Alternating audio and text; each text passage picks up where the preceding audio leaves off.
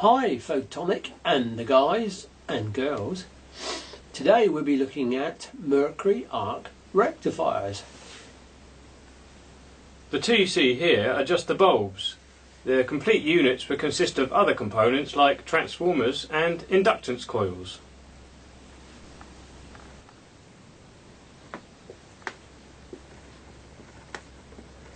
This one is for single phase operation with two anodes. The exciter anode and the starter anodes are common for both. However, as the single phase has two anodes, the three phase has three anodes.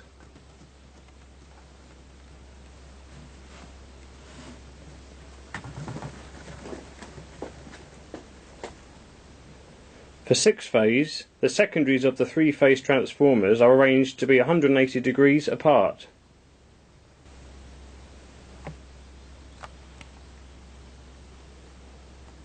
There is a pool of mercury at the bottom which forms the cathode, and it also creates an ionised gas, allowing the current to flow from anode to cathode. The current can only flow in one direction, and that forms the basis of its operation.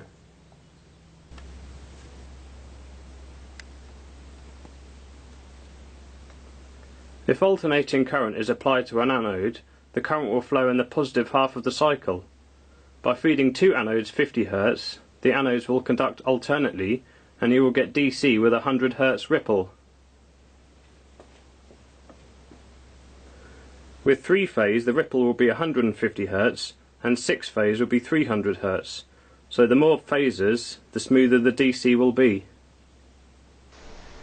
The emission of electrons is from an incandescent hotspot. It can be seen here moving over the Mercury surface. This unit was a battery charger, so therefore runs a lower current than the ones you've seen before.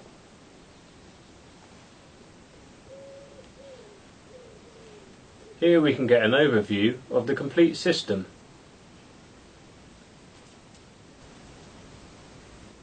This one has no exciter, instead relying on a handle for the operator to start it.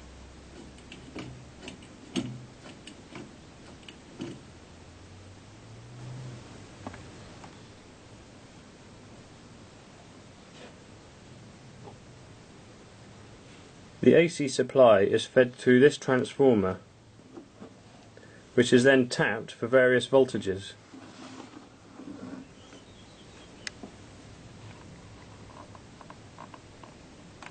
It then passes through the bulb, with the positive being produced at the cathode and the negative coming from the neutral on the transformer.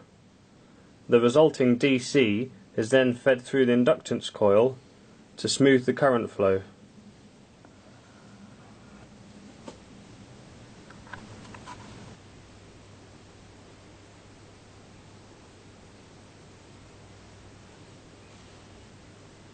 On the front we have readouts for volts and amps, controls for starting,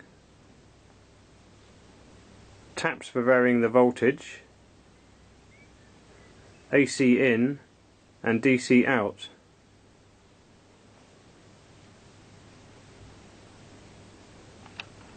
And that whole machine now has been replaced by one of these. From the late 19th century, rotary converters were also used for rectifying AC to DC. The two here are very small compared to the units on, say, the New York subway, but the principle is the same, in that it is essentially an AC motor driving a DC dynamo. You can see the disadvantages of this immediately, in that you have a mechanical moving part that wears out and needs maintaining. Well, I hope you found that interesting. And remember, if you like this crap, subscribe to our channel.